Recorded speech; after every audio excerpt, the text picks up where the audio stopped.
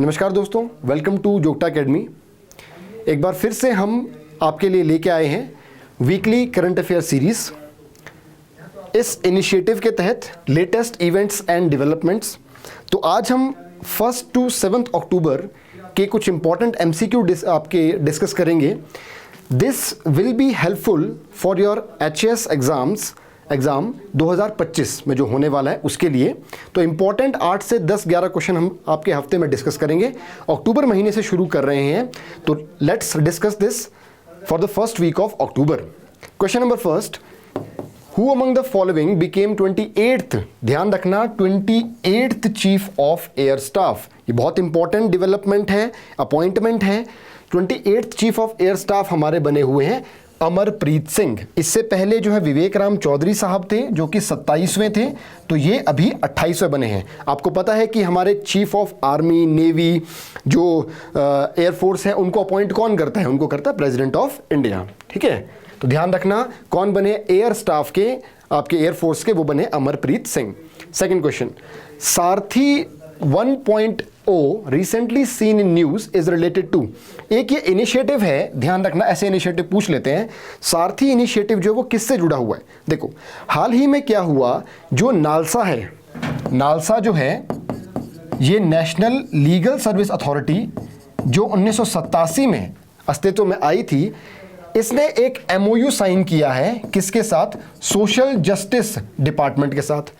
जब ये MOU sign हुआ, मेमोरेंडम ऑफ अंडरस्टैंडिंग, इसी कार्यक्रम में इन्होंने सारथी 1 को लॉन्च किया। अब ये प्रोग्राम है क्या, इनिशिएटिव है क्या? देखो, ये इनिशिएटिव जो है एक जागरूकता अभियान की तरह काम करेगा। इसके तहत जो लीगल असिस्टेंस है, जो लीगल असिस्टेंस मतलब कि आपका जो लॉयर वगैरह प्रोवाइड किए जाते हैं, वो सारी दी जाएगी मार्जिनलाइज्ड एंड जो डिसएडवांटेज्ड कम्युनिटी है, जैसे कि डी नोटिफाइड ट्राइबल ग्रुप्स होते हैं, SC है, ST है, OBC है, इन सबको जो है दी जाएगी। और देख लो यहाँ पर, इस सबसे होगा क्या? वो जो डिसएडवांटेज्ड कम्युनिटी है उसको क्या मिलेगी? उसको एम्पावरमेंट, या वो सशक्त होगा। तो आंसर क्या हो जाएगा? All of the above. याद रखना, अवेयरनेस एंड एम्पावरमेंट कैंपेन किसके लिए? डिसएडवांटेज्ड कम्युनिटी के लिए है सारथी। चलिए नेक्स्ट क्वेश्चन जो है, काजिंद मिलिट्री एक्सरसाइज रिसेंटली जो है वो किसके बीच में हुई है? आपको पता होगा शायद, इंडिया और जो कजाकिस्तान है इसके बीच में अभी ये 8वां एडिशन इसका उत्तराखंड के औली में हुआ है। उत्तराखंड के औली में हुआ है काजिंद मिलिट्री एक्सरसाइज, इंडिया और कजाकिस्तान के बीच। नेक्स्ट, काफी इंपॉर्टेंट क्वेश्चन है। हाल ही में एक इंटर्नशिप पायलट प्रोजेक्ट जो है वो लॉन्च किया गया है भारत सरकार द्वारा। तो आपको बताना है कि भाई उसके तहत कितने लोगों को, मतलब कितने लोगों को आपका इंटर्न बनाया जाएगा, और ये इंटर्नशिप जो है वो कौन देगा? भारत की टॉप 500 कंपनीज। तो कितने लोगों को, एलिजिबल यूथ को ये दी जाएगी? 1 करोड़। और कब? नेक्स्ट 5 ईयर में ये क्या होगा? 1 करोड़ युवाओं को सशक्त किया जाएगा, स्किल प्रोवाइड की जाएगी, इंटर्नशिप दी जाएगी by 500 top companies of India. अब एलिजिबिलिटी क्या है क्या नहीं है, उसमें क्या है? देखो सिंपल सी बात है, जैसे BA है, BSc है, 10th कोई पास है, +2 कोई पास है, उन सबको क्या है आपका एनरोल करना पड़ेगा, फिर जाके आपका ये प्रोसेस स्टार्ट होगा। हाँ, इसमें जो है IIT, MBBS, ऐसे जो CA वगैरह के कोर्सेज के बच्चे, उनको आपका एंटरटेन नहीं किया जाएगा। तो ध्यान रखना बेटा, ये जॉब या एम्प्लॉयमेंट देने वाला नहीं है, ये इंटर्नशिप दे रहा है। 1 साल का प्रोग्राम होगा, उसमें बच्चों को इंटर्नशिप दी जाएगी एंड अल्टीमेटली वो सशक्त बनेंगे। फिर जाके उनकी जो आप बोल सकते हैं कि डॉक्यूमेंट्स हैं, या फिर आप बोल सकते हैं उनका रिज्यूम जो है वो आपका क्या बनेगा? अच्छा बनेगा, और उनको एम्प्लॉयमेंट दी जाएगी। ठीक है, चलिए नेक्स्ट क्वेश्चन, चैगोस आइलैंड, ये काफी न्यूज में था। Chagos island recently seen in news is part of which of the following nation. आपको बताना किस देश से ये जुड़ा हुआ है। तो आंसर क्या है? ये है मॉरिशियस। मॉरिशियस जो है उसका पार्ट है चैगोस आइलैंड। देखो हुआ क्या था, न्यूज में क्यों है, 1968 में जो है यूके, ब्रिटेन ने जो है इसको इंडिपेंडेंस दे दी थी मॉरिशियस को, लेकिन कुछ पार्ट अपने पास रखा था, जैसे कि चैगोस आइलैंड जो है इसमें 58 छोटे मोटे आइलैंड्स आते हैं। ये उन्होंने स्ट्रेटेजिकली इंपॉर्टेंट था, इसीलिए अपने पास रख दिया। हाल ही में इसकी जो संप्रभुता है, इसकी जो सोवरेनिटी है, उसको वापस सौंपा गया है किसको? मॉरिशस को, इसीलिए इंपॉर्टेंट है। बट इसमें एक आइलैंड आता है डिएगो गार्सिया, ध्यान रखना, डिएगो गार्सिया बड़ा इंपॉर्टेंट है, वो वापस नहीं दिया गया है। और डिएगो गार्सिया जो है उसमें मिलिट्री बेस है किसका? यूके एंड यूएस दोनों का मिलिट्री बेस अभी भी है। तो Diego Garcia has not been given back to your Mauritius, ठीक है, it is part of Chagos island but not given back to Mauritius. Next, how many classical languages जो हैं, अभी कितनी लैंग्वेजेस को क्लासिकल लैंग्वेज का दर्जा अभी दिया गया है? आपको शायद पता होगा, काफी न्यूज में ये चल रहा था। तो देखो 2004 से 2014 के बीच में 1 2 3 4 5 6 भाषाओं को क्लासिकल लैंग्वेज का दर्जा दिया था। हाल ही में डिसाइड किया गया है कि मराठी, पाली, प्राकृत, असमी और बंगाली 5 लैंग्वेजेस को और दिया गया। टोटल कितनी हो गई हैं? टोटल होंगी 11। तो अभी कितने को दिया गया है? 5। नाउ ये कल्चरल लैंग्वेज का स्टेटस दे के होता क्या है? कल्चरल लैंग्वेज का स्टेटस देखे तो क्या चीज होती है? उस भाषा, क्योंकि वो भाषा हमारे इतिहास से जुड़ी हुई है, हमारे जो पुराने स्क्रिप्चर्स हैं वो उस भाषा में लिखे हुए हैं, तो उन सबको ये हमारे कहीं ना कहीं कल्चरल हेरिटेज का पार्ट बन जाता है। उस चीज के लिए रिसर्च एंड डेवलपमेंट होगी, उस चीज में जो है आपके एक्सपर्टीज जो है वो हम कर सकते हैं आफ्टर रिसर्च एंड डेवलपमेंट। तो उस चीज पर ध्यान देंगे हम, है ना, और हमारी इतिहास को और बेहतर बना सकते हैं इन सब चीजों से। तो ध्यान रखना, ये भी 5 को मिला है।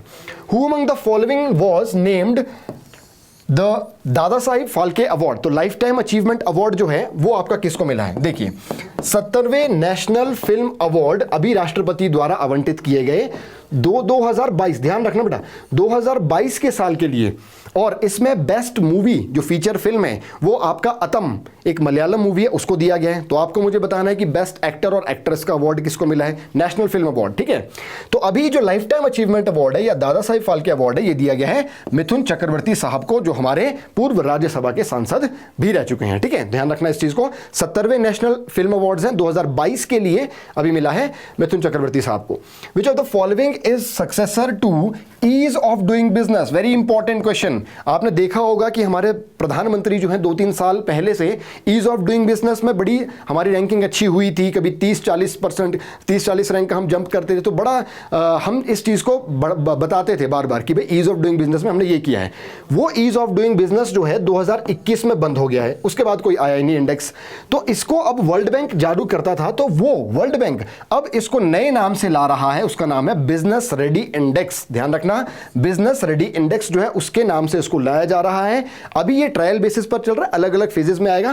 कह रहे हैं कि 2026 तक जो है 180 जो इकोनॉमीज हैं, नेशंस हैं, उनको कवर कर दिया जाएगा। और ये करेगा क्या? ये आपके देश में बिजनेस एनवायरनमेंट कितना अच्छा है, बुरा है, उसको क्या करेगा? असेस करेगा।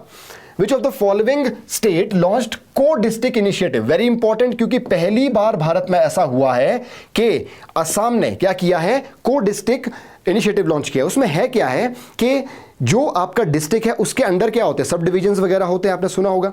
तो डीसी के अंदर आपके एसडीएम्स वगैरह होते हैं। तो यहां पर क्या है? ये सब डिविजन्स का काम खत्म कर दिया जाएगा। यहां पर को डिस्ट्रिक्ट होंगे, डिस्ट्रिक्ट के अंदर क्या होंगे? को डिस्ट्रिक्ट। इनका जो आपका हेड होगा वो कौन होगा? एडीसी। तो पहली बार भारत में को डिस्ट्रिक्ट इनिशिएटिव जो है वो एडमिनिस्ट्रेटिव पर्पस के लिए लाया गया है, चेंजेस के लिए। वो कौन है? असम, ठीक है।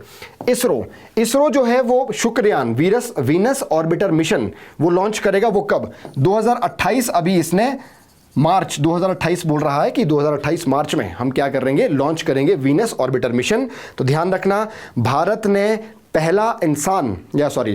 पहला जो क्रूड मिशन हमारा है, हाँ मतलब आपके भारतीय जो है वो स्पेस में जाएंगे, वो जाएंगे गगनयान के तहत। इस साल बोल रहे हैं कि इस साल आपका जाएंगे, और पहला भारतीय जाएगा चांद पर। ये लक्ष्य है 2040 का। भारत अपना इंटरनेशनल स्पेस स्टेशन बनाएगा 2035 तक। ये भी आप लोगों ने ध्यान रखना, टारगेट्स हैं ये सारे के सारे हमारे, ठीक है। चलिए, तो इसी के साथ यहाँ का सेशन, आज का सेशन हम यहीं ख़त्म करते हैं, ठीक है। इसके अलावा एक इंपॉर्टेंट इन्फॉर्मेशन है, जोग्टा एकेडमी जल्द ही दिवाली के बाद एक नया HAS का एक्सक्लूसिव बैच लॉन्च करने जा रही है। इसकी डिटेल्स आपको फर्दर आगे वीडियोस में आपको मिल जाएंगी, ठीक है। तो टिल देन टेक केयर।